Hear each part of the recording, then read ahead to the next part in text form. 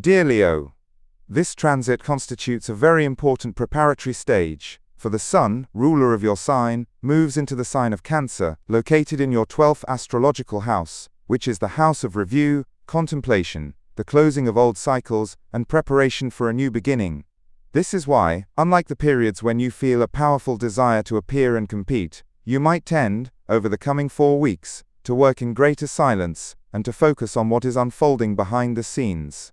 This is not a period of retreat in a negative sense, but a period of recharging energy before the Sun's arrival in your sign on the 22nd of July, where your new solar cycle begins.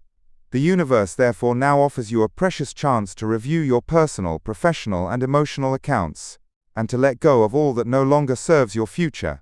During this stage, you might notice that your intuition has become stronger than usual, and that you pick up signals and hidden details more easily.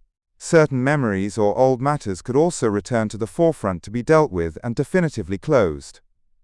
On the side of the astrological angles, the square of the Sun with Neptune could cause a certain vagueness in shared financial matters, or in certain relationships resting on mutual trust. It is therefore better not to rush into decisive decisions based on unconfirmed promises or impressions. With the arrival of the square of the Sun with Saturn at the start of July, a phase of intellectual, legal, or professional trials begins, which requires patience and discipline of you. You might be compelled to reorganize certain long-term lines or to review goals you thought were secured. As for the conjunction of the Sun and retrograde Mercury, in mid-July, it could bring back into your life a person from the past, an old matter or an idea you had previously abandoned, and during this period you might discover important information that had escaped you, which helps you see the true picture more clearly.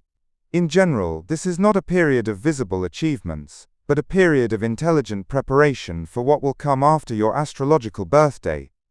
On the emotional level, for the single person, during this period you might experience a state of emotional contemplation rather than a search for new beginnings.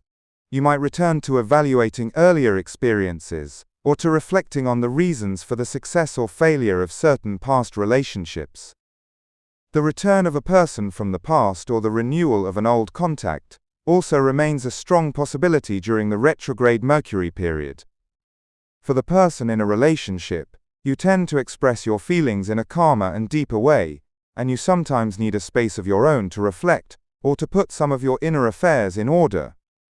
But it matters that this does not turn into isolation or distance from your partner, for sincere dialogue helps strengthen trust and prevent misunderstandings. On the practical, financial, social, and professional levels, during this stage you might work on projects or plans whose results do not appear immediately, but which will be very important for the period after the 22nd of July. So do not hasten the results, and focus on building and preparation.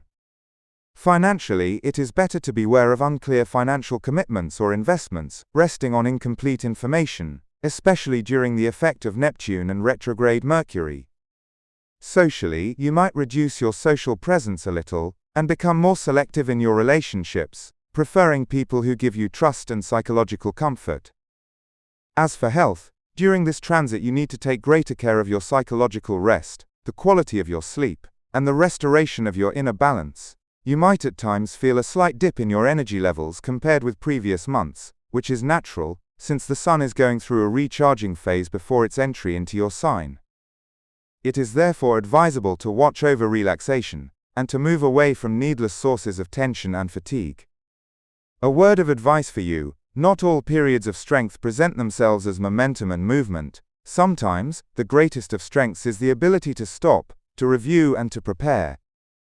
Put these weeks to use to clear the old clutter from your life, for when the Sun returns to your sign, it will open a new page before you, and you will be ready to welcome it with more strength and confidence than ever.